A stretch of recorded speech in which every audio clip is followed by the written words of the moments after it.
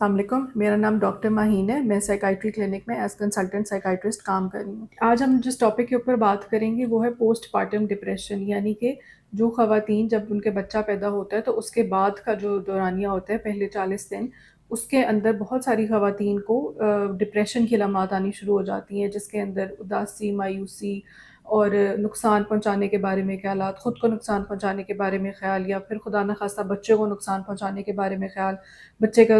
خیال کرنے کا دل نہیں کرتا، کسی کام میں دل نہیں لگتا، ایون وہ بچوں کی کیئر بھی نہیں کر سکتی، نہ اپنی کیئر کرتی ہیں نہ بچوں کی کیئر کرتی ہیں۔ تو یہ ساری علامات ان خواتین کے اندر آ جاتی ہے جو پہلے سے جن کے اندر ڈپریشن کی یا تو کوئی ہسٹری ہو، یا پھر ان کی جینیٹکس ہو، فیملی ہسٹری ہو ڈپریشن کی، یا پھر پوسٹ پارٹم ڈپریشن کی، یا کوئی اور سائیکائٹرک النس کی ہمارے پاس ہسٹری ہو، تو ان خواتین میں یہ علامات آنے کی چانسز زیادہ ہوتے ہیں۔ اب یہ علامات جو ہیں وہ بعض دفعہ بہت زیادہ حد پہ آگے بھی چلی جاتی ہیں، جس کو ہم سائیکوسس کہتے ہیں۔ اس کے اندر خواتین کو آوازیں سنائی دینے لگ جاتی ہیں، جس میں خدا نخواستہ وہ آوازیں یہ بھی کہہ سکتی ہیں کہ اپنے بچوں کو نقصان پہنچاؤ، یا پھر اپنے بچوں کو مارو، یا اس طریقے کی جو بھی ورک کرتی ہیں۔ پھر جب خواتین سائیکوسس میں چلی جاتی ہیں تو اس کے بعد وہ ان آوازوں کے اوپر وہ عمل بھی کرنا شروع کر دیتی ہیں۔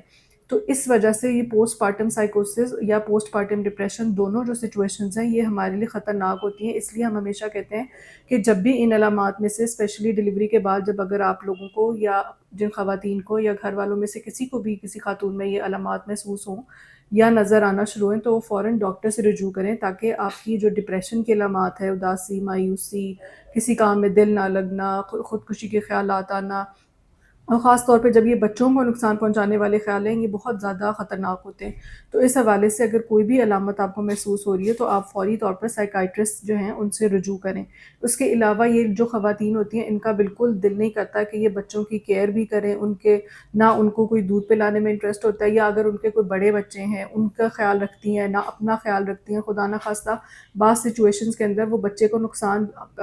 ذہنی، جسمانی، کسی بھی طور پہ وہ پہنچا سکتی ہیں، کیونکہ یہ ان کے بس میں ہوتا نہیں ہے۔ اور پھر اس کے بعد سچویشن جب ہاتھ سے نکل جاتی ہے، تب پھر ہمارے پاس سائیکائٹرسٹ کے پاس یہ لوگ لے کر آتے ہیں۔ تو اس لیے اگر آپ کو ان علامات میں سے کوئی بھی علامت محسوس ہو رہی ہے تو آپ ہمارے پاس تشریف لے کر آئیں۔ یہاں پہ ماہر سائیکائٹرسٹ اور سائیکالوجسٹ دونوں بیٹھے ہیں، جو آپ کی بیماری کے علاج کے لیے بیٹھے ہیں اور آپ کی ان علامات کا علاج کریں گے دونوں طریقوں سے۔ کچھ سچویشنز ایسی ہوتی ہیں جس کے اندر ہمیں دوائی دینی پڑتی ہے، اور کچھ سچویشن ایسی ہوتی ہے جس میں ہمیں تھیراپی کرنی پڑتی ہے۔ اور بعض دفعہ جب ہم دونوں چیزیں ملا کے چلتے ہیں، تھیراپی بھی کرتے ہیں اور دوائی بھی دیتے ہیں، تو سچویشن زیادہ جلدی کنٹرول کے اندر آ جاتی ہے۔ تو اگر آپ کو ان میں سے کوئی بھی علامت محسوس ہو رہی ہے تو ہماری کلینک پر تشریف لائیں، یا دیے گئے نمبرز کے اوپر رابطہ کر کے ہم سے مشورہ لے سکتے ہیں۔ اگر آپ کا کوئی بھی سوال ہے یا کوئی بھی کامنٹ ہے تو آپ نیچے دیے گئے سیکشن میں بات کر سکتے ہیں۔ شکریہ۔